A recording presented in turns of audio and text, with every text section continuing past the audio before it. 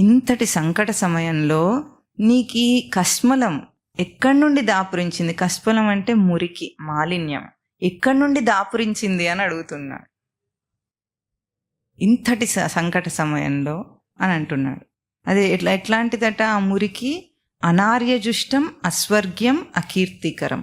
అనార్యజుష్టం అంటే ఆర్య ప్రవర్తన కానిది, నీచులకు తగినది అనమాట. అంటే మహాత్ములకి తగనిది, నీచులకు తగినదైనది అనార్యజుష్టం. అస్వర్గ్యం అది ఉత్తమ గతికి తగనిది.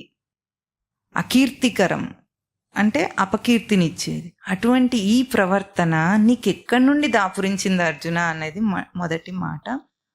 ఈ శ్లోకంలో విషమే సముపస్థితం అన్న మాట బాగా మనం అర్థం చేసుకోవాలి. స్వామి దీన్ని ఏమంటున్నాడు? సంకట సమయం అంటున్నాడు. అర్జునుడు ఏమంటున్నాడు? మహాసంకటంలాగా ఉంది అర్జునుడికి. ఏమిటది? లోకంలో అన్నిటికంటే పెద్ద కష్టం ఏమిటి? ఎవరికైనా మ్యాక్సిమం రాగలిగింది చావు. తన వాళ్ళు చచ్చిపోవడం. తను చచ్చిపోతే ఏముంది? వాడు చచ్చిపోతాడు హాయిగా. ఉన్నవాడికే కదా కష్టాలన్నీ. మాయా, మోహం, భ్రాంతి అంతా ఉన్నవాళ్ళకు ఉంటుంది. అంటే అది అన్నిటికంటే పెద్దది.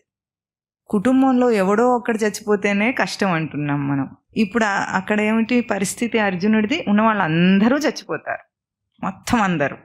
ఇది వీడు వాడని లేకుండా అటువైపు వాళ్ళు ఇటువైపు వాళ్ళు అందరూ చచ్చిపోతారు అనేది సంకట సమయమా కాదా? దాన్ని వదిలిపెట్టి స్వామి ఇంకో సంకట సమయం ఉందంటున్నాడు. ఇది సంకట సమయం కాదట, మనం ఇంకా సంకటంలో ఉన్నామంటున్నాడు స్వామి. చెప్తున్న దేనికి సూచన? ఆ సంకటం ఏమిటి? అందరు చచ్చిపోవటం కంటే ఇంకా పెద్ద కష్టం ఏముంటుంది?